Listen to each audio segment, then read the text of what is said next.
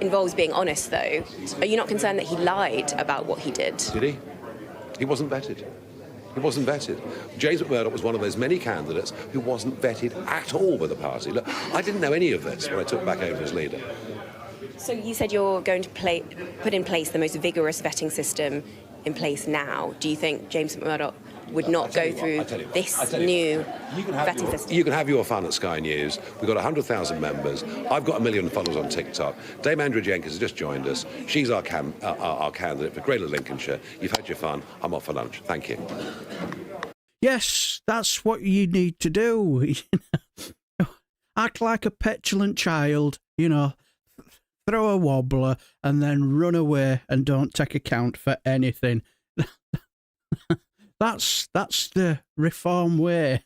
This is where the Labour Party are going wrong. That outrageous scandal with Louise Haigh, disgraceful behaviour.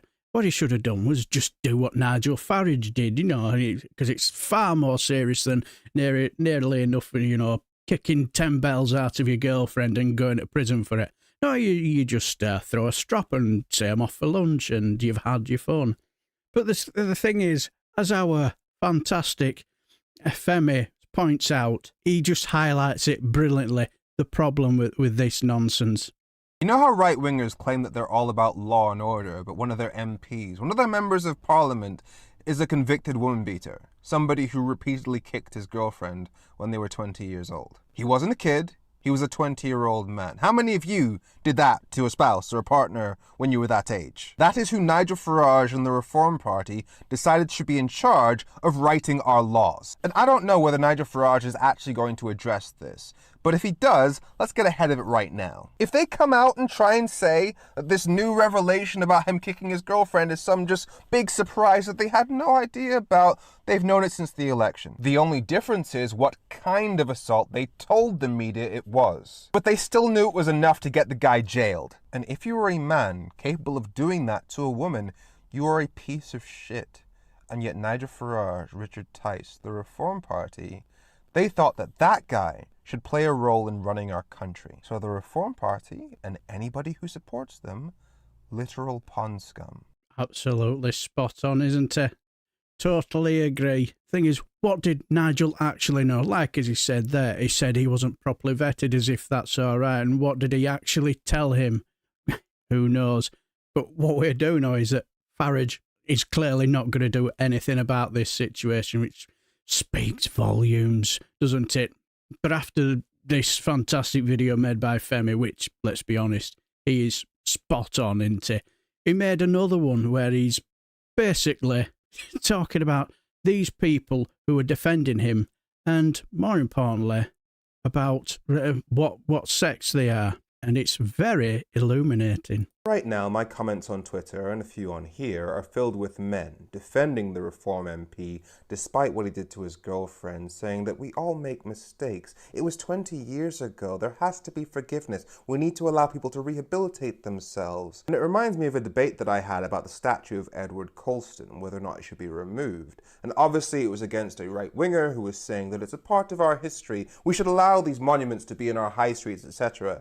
And so I made the simple point, referencing the famous Diddy file, Jimmy Savile. Would you have a statue of Jimmy Savile up in a public space? Yes or no? Well, I mean, that's an abstract question because there isn't a statue of Jimmy Savile. Would you? It's a good question. Would you? I mean, would you think that'd be okay? Put one up, but I mean, would you think it'd be okay? If one was up, outside your house in your high street, would you be okay with that statue being there? A statue of Jimmy Savile? Well, I think that this is, I mean, we're not talking about somebody like Jimmy Savile. Sorry, Edward Colston murdered thousands of black people. He's kind of a bad guy. Fundamental difference is, you could probably go for a drink with Edward Colston and he wouldn't harm you.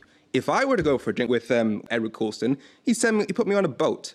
That's the difference. So just like how she, as a white person, would never be the victim of someone like Edward Colston, who unalived tens of thousands of black people, but she could have been a victim of someone like Jimmy Savile, men will never be the victims of people like James McMurdoch, the Reform MP. And so the idea of having somebody like that in charge of writing our laws isn't as directly scary and threatening to men as it is to women, and so some men feel more comfortable giving him a second chance. Let's be clear, he's using his second chance to team up with Nigel Farage, so it's not like he's gone that far from where he used to be. And don't get me wrong, I'm cool with the idea of the rehabilitation of violent criminals who've committed hate crimes, of which he is one. I just don't like the idea of being governed by them. I'm in total agreement as well. You're spot on. Yeah, what a surprise. It's men mainly who are defending this. Is the statue example a good one? I don't know. That's up to you guys to decide. But watching that example, for me, it did highlight that when it comes to uncomfortable questions, those who defend things like this, they do tend to run away from it or have a go at those who are making the point, don't they? Like this person who, what I did was I reposted the video because I just thought he was spot on.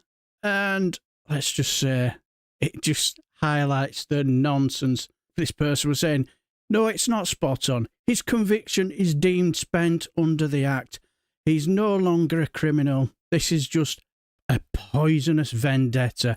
Yeah, victim blaming. Now, you may have noticed on the chat now, I thought, should I ask, are you happy with the fact that somebody here isn't telling the truth? Either he's lied or he didn't and told Nigel the truth, and Nigel just doesn't give a shit. Either way, it's not a good look for a party that seems to cry out about women attacked by the sort of people that suits their narrative. But what's the point for me? Because it does sound like he's proper down the rabbit hole anyway. Now, rightly or wrongly, I replied with my normal juvenile sense of humour. Oh, sweetheart, you sound incredibly woke. Bless. Yeah, I know it sounds immature, but I just can't resist, really. See, the thing is, for me, he's missing the point, isn't he? Clearly, he lied about making light of what he did to this woman, and what he did tell his party, and what he was basically saying that it was wholly overblown. Clearly, Nigel Farage doesn't really care, does he? And this clown is far down the rabbit hole, just like this complete idiot. As far as I remember, her name is called Samantha, and let's just say she makes a complete idiot of herself. This young lady replies with, we have an actual Labour MP caught on camera attacking someone. Have you mentioned that? But our Samantha's so-called zinger had a tiny flaw, though. As a brilliant Femi, I think it's fantastic, beautifully explained when he said, do you see how you're pointing to an MP who the Labour Party fired before any conviction in defence for an MP who the Reform Party hired after his conviction and still support him?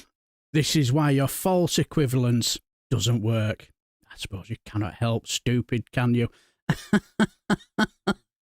You see, with his interview at the start, you could tell he got rather upset about it, didn't he? That was the norm for me as a boy growing up in Glasgow. Never against girls. This MP should resign. Totally agree, John Spratt. And Femi, call every one of them, and I appreciate that. Yeah, it does. Did Farage not try to blame a company for not vetting them? Yes, he did, didn't he? Yes. In other words, he thinks, well, that just shows you how lazy he is, isn't it? Yeah, absolutely, Billy Kershaw. Yeah, go Femi. He's brilliant, isn't he? Yes. He's very good at taking the stage. Yeah, totally agree. But he's absolutely... I watched the Sky Farage interview. Farage seemingly proud at not vetting candidates. Yeah, unbelievable, isn't it? Well, yeah, spot on, yeah. Can you imagine if Keir Starmer had acted that way? Or it's John Swaney, isn't it, the SNP leader? Or anybody else whose political beliefs are probably, as they would class on the left, acted that way, they would be straight at him, wouldn't they? And if you imagine what it'd be like in the press. Unbelievable.